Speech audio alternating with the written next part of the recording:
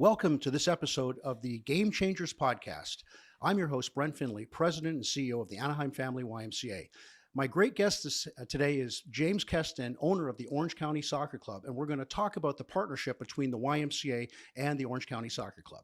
Hello, James. Appreciate you being here this afternoon. Thanks so much. And tell me a little bit about your background in soccer, and go from kind of the beginning onset to deciding to purchase a professional soccer team. Absolutely. I was lucky. I grew up at just the perfect time in U.S. soccer, right when we qualified for the World Cup when I was 12 years old, and really just started to grow kind of how U.S. soccer was developing, both on the USA national team level and kind of MLS starting in '96 and really starting to grow very quickly. And just absolutely fell in love with the sport. I had the chance to live all over the world and see the passion that they have for the game, and then try to bring it back here.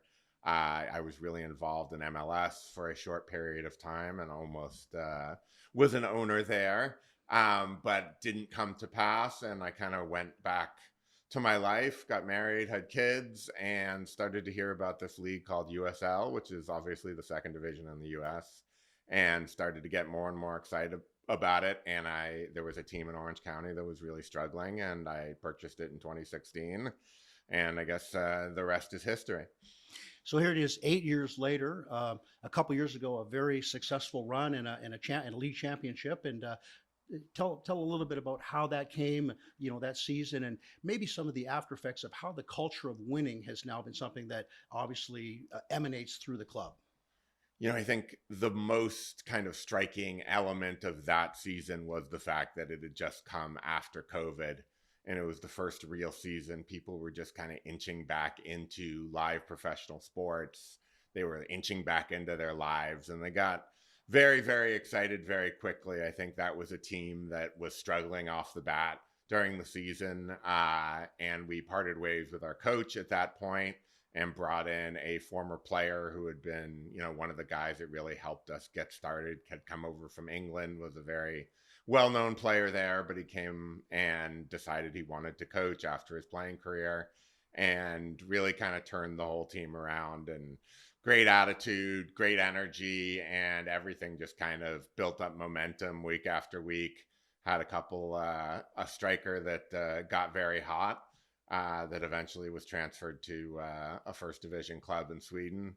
And everything I think that we had been building for 5-6 years finally came together in that year. The player transfer piece, the stadium really became a fortress, became our home. And it was just an exciting time for the brand, exciting time for the club, and really started to bring in the next generation of young Orange County players that wanted to be part of it. And recently, a young player was sold at almost maybe a record level in USL soccer to, obviously, was it a team in Belgium, I believe, that he went to? A player was sold a year ago to a first division club in France, Stade de Reims in France, for a record. And he was a groundbreaking player named Kobe Henry for us. First USL player ever to play for the men's first national team, largest transfer ever to that point into Europe, and just a spectacular kid that, came here to become a professional soccer player and actually followed through on everything he was supposed to do. One of the things that I see with our partnership, and it's 10, 15, maybe 20 years down the road, that some 3-year-old out there right now just learning to touch a ball, a size 3 soccer ball, starting to learn and love the game, could eventually play for the Orange County Soccer Club. My vision would just see every 3 to 4-year-olds start playing soccer here at the Y in Anaheim. We have a very large service area, over 500,000 people. So a real dream of our organization is to help these kids. And soccer, probably one of the most least expensive sports that any family could choose upon. It would be just incredible to see our partnership take a young child and develop them through that game, or a young lady that eventually lands and plays for Angel City. It would be just an incredible element, and kind of an essence of why we're doing what we're doing. Certainly it's not the end all, and hope having these kids enjoy a game that they can play for a lifetime. It's boys and girls, men and women playing, but I just think that we're positioned here now to see something like that happen. And again, we look at this great partnership to help us, give us some of the skills and tools to, to reach kids and really develop them and coaches in our, in our line of programming. But we're excited to see that happen. And James, tell me a little bit about what you see is some of the values of the partnership from the club's perspective. I think from the club's perspective, we have two different angles to everything. We have our professional side, which really is about player development. It's about getting young, talented players into our system young enough, practicing with the first team, having the opportunity to actually play with grown men and challenge themselves against much older players. And it's really the core of the system is you have to learn how to be a pro. You have to learn how to show up to work every day, and you have to be dedicated to becoming a pro.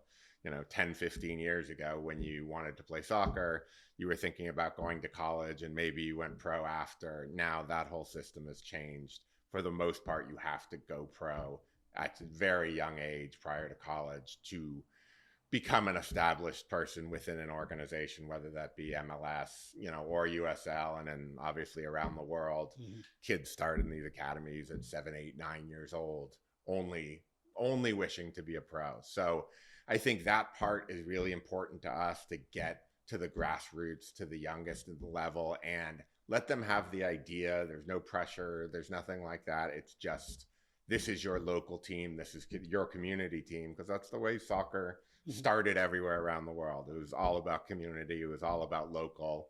And obviously some of that local piece has started to change, and they look at teams in the Premier League. They look at teams in, LAFC and the Galaxy, but we are your local community professional soccer team. We're the one you should be looking at your youngest age, and we should be a good role model. I think on the same side, we have a foundation, the OCSC Foundation, that does great work all across Orange County, promoting health, wellness, and exercise and leadership. And obviously, this is a huge piece for that. And, we're running after school soccer programs at public schools all across Santa Ana and Anaheim now. We're expanding to other schools, and our coaches, our players, everybody absolutely loves it, because you really get to be a part of these kids from 60 or 70 public schools now. We provide practices, we provide training fields, we provide coaches. They get playoffs, they get finals, and it's just an amazing experience to remember why you love soccer. James, can you think of a couple of real game-changing moments in your life, be it sport or something in your life that really clicked and has allowed you to become the person you are, the leader that you are, and certainly the business owner that you are? Yeah, I think probably the biggest game-changing moment in my life, I had the opportunity to be a Peace Corps volunteer in rural Guatemala. And obviously I had come out of college. I was working in an office as an investment banker, and just kind of had the feeling I would never get the opportunity to experience this again. So I dropped everything, went to the rural northern part of Guatemala and lived, the way people live there. I taught accounting and business and small business, and it was just an amazing experience, both in terms of really seeing how people live on a base level and being a part of that, but also seeing what it takes and the amount of work it takes and dedication at work takes to be successful. And I think, empathy is a wonderful thing, and it's a necessary thing, but I always say that's the first step, not the last step. Once you have empathy for people and you want to see them succeed, you then have to put in place a system and tools for them to go about doing that. And that's really what I felt like we've done with our professional program in OC, is we are not developing college soccer players. We're not developing players for fun. We're developing players that have the drive and have the motive to be a professional, ultimately play for the biggest clubs in the world. And you have to set up the right system for them, put them in place, give them leadership, give them systems to follow. And can you see that happening now? You're in the 8th year of owning the team. Can you say that now, kind of, year 6, 7 coming off the championship, that those pieces are really starting to fall into place, and, the wins, the losses, but just how these young guys are developing into be the pros that you certainly believe they can be. Is that really happening at this point? Yeah, and I think we have a full reserve system now. So we have a number of players who are now competing for first team spots that have come through our academy from 14, 15 years old. It's incredibly exciting. That's the fun of what we do, is watching these kids succeed. But, we want to be the best footballing nation in the world. We're obviously very far away from that. But this is a step, is it can't just be the top level clubs. It has to be second division, third division. There has to be a system that comes through that actually develops these players and gives them the drive to want to be at the top. And certainly opportunities to play. And, our organization, again, saying that we want every 3, 4 year, 5 year old to start playing soccer in the Y, to learn to love the game. But the opportunities, when there are those divisions, it becomes, unstoppable as a growing sport. 2 years from now, we have this World Cup coming to North America, and a number of games will be played here. How do you see the World Cup coming up in 2026 that will now be game changing for the game of soccer here in the United States and in Orange County? I think it's going to be an amazing experience. I think the World Cup, obviously, when I was 14, 15 years old, came here, and it was a new experience for a lot of soccer fans, and nobody knew what to expect. And the reaction was amazing. The games were amazing. I think we're in a completely different soccer world now. I think most of US soccer is kind of developed into two different groups. There's the groups that mostly watch Premier League and foreign clubs and foreign leagues and kind of watch what happens there, player development, US national team players. Then there's kind of MLS and USL fans that are really grassroots, rooting for their local club. And this is a combination of both of them. It gives them both that piece. Watch their own homegrown players playing in a World Cup. USL and MLS have a couple hundred players from not only obviously the United States, but all over around the world that compete in World Cup qualifiers, will compete in the World Cup. Your own local venue that you've watched your team at for years will now be used.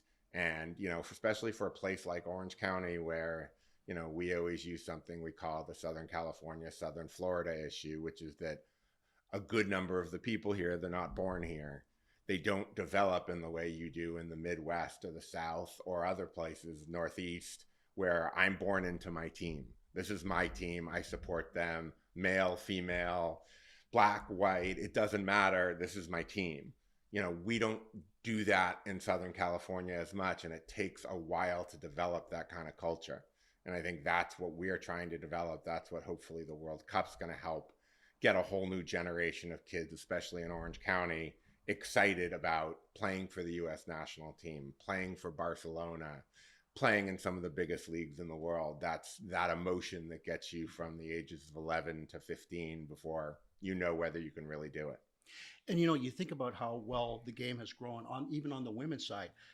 The professional women's team out of San Diego had 3 matches last year, over 30,000 attending, 30,000 people attending. And I know I've shared that with some friends, and they want to argue that that's maybe, did they have that number wrong? Was it just a couple hundred? But I think the game has really really has had a lot of traction. And going back maybe 2 years, but it seems that we're on another growth spurt in the country. And I think, even the Olympics coming up in 2028, again, being a sporting nation, I think there's ways that the synergy will play off of the World Cup. And so what's exciting about being a YMCA, we have so many different sports that we offer, from us, again, from swimming. Some of our Ys have swim teams, but getting kids and families involved in sport as parents, as volunteers, and you're a dad, you're a volunteer coach, and you see it from that lens as well. But what a great time and opportunity is to be in the world of soccer right now. Yeah. And I think I would also say, obviously for kids, anywhere from 7 years old up to 15, 16, 17, soccer is overwhelmingly their first or second favorite sport. The demographics of soccer are, to some extent destiny here. It's just a question of a matter of time, and about the leadership of US soccer putting a system into place, which at times they struggle with, to really bind the nation around soccer and guide us the way a lot of other countries' soccer federations have. We had our YMCA family night last year during one of the home matches. I think one of the sellouts as well, and to see, I think the families just enjoying that experience is incredible. And I mean, that's something that we want more of our families to be able to experience and be coming to, matches. And you have a home opener here coming up shortly. Maybe say March 23rd. March 23rd. What's going to be maybe a little bit different this season than last season? Do you think at this point? I think the biggest difference for us is, after a number of years having played at Championship Soccer Stadium, beautiful brand new stadium that was built in 2017, we got a 10-year stadium deal to stay. And we are going to be the permanent resident and tenant of that stadium. Our marketing, everything about what we do is going to stay up in the stadium throughout the year. And it's really for the first time going to be our stadium, owned by the city. We love the city. We thank the city so much for it. But when you come to an OCSC game on a Saturday, it's going to be an OCSC environment. We're going to be adding a couple new sections. We're going to be adding a lot more entertainment. And I think, we recently embarked on a ownership pitch, which is something that's been really fun and exciting for us. One day left, I think, to become an owner. 16 hours. 16 hours. How's it gone so far? How many new owners approximately has the club brought on, and where did the idea come from? What we like to say at Orange County Soccer Club is that nothing we've done is new or revolutionary. We've simply taken great ideas from around the world of soccer. So our player development program is obviously set in place around the world, has been for 40, 50 years all across the world, both in Europe and South America. Same thing with the ownership program, obviously across the UK and a lot of other places around the world. Teams are owned by their fans, their season ticket holders. Some of them are clubs that are entirely controlled. Some of them just have fan ownership. But we really saw this as an opportunity to do something that's very different. Everything we try to do is about local. It's about community. It's about making people in Orange County know and remember that it's very different here. We're not Los Angeles. We're not San Diego. This is, an area of 3.2 million people. It's its own community. It has its own soccer team. And we represent that group. And that's really the best way to represent your passion, to get people excited, bring them into the stadium. This is not just something I'm going to do on a Saturday night. This is a team I own a piece of. And, it should feel far more important. How many owners have you brought on so far? I think we are at about 1,400 today. Wow. So, I think we have another, given Californians' propensity to do things at the last minute. Sure. I think we'll end up somewhere around 1,500, which is spectacular. What does the stadium hold now? Is it over 7,000? Is a full capacity, or 5,000 is the official capacity of the stadium. When you look at down the road, do you think at some point the stadium is going to be too small? Good problem to have. Yes. I think, we're going to start to add some sections very quickly and really start to upgrade some of the experiences. I think eventually we would love to have more and more seats, but also we want to make sure that the experience remains exceptional, that, like we say, there's not a bad seat in the stadium. And we want to give people the opportunity, going back to, Anaheim night that we're putting on again this year, and YMCA night. We want people to have that unique experience that they probably will never get in a 20, 30, 50,000 seat stadium, that they're in the heart of it. They're close to the players. They can meet the players. It's a very different experience because this is your team. This is your community, and we never want to lose that. And you mentioned that earlier, all over the globe, small towns of 4,000 and 5,000 have their own division club where they rally around wearing club colors all week long. And now to kind of bring that into Orange County, bring that philosophy, bring that small town feel where you're getting behind your team. I see that at the YMCA with our kids in our soccer program or our basketball program, proudly wearing their jersey to school. They wear it on weekends after games, and you'll see them in all different parts of the community. Certainly on a YMCA night, we want to see as many Y jerseys there of the kids in our program. And James, right now we have about 350, pushing 400 kids in our we run our program in 10-week cycles, but we have room for 1,000 kids at the soccer complex that we've built with the 6 soccer arenas. So, we look forward to working with you and the club and the foundation to grow the number of kids playing, get them excited about the game. We couldn't, again, I don't think we could have a better element with the World Cup coming to North America to use that to leverage and create more soccer experiences. But you guys have been a fabulous partner for us. Is there anything that we can do more for the club, do you think, at this point? Yeah, look, the best partnerships grow organically, and I think that's what we've been able to do. Is after a couple years, each year it needs to get a little bigger and it needs to get a little better. And getting people out to games from our perspective is you have to understand who we are, and the only way to truly understand that is to come out to a game. But I think being able to bring our coaches and our players out to do demonstrations, to bring some of our young academy 14, 15, 16-year-olds that aren't, kids that are 100 years away. This is a 15-year-old that's about to be a professional soccer player, and show a 3-year-old or a 6-year-old or an 8-year-old what that experience is like. Have a kid talk to another kid. That's ultimately what this is all about.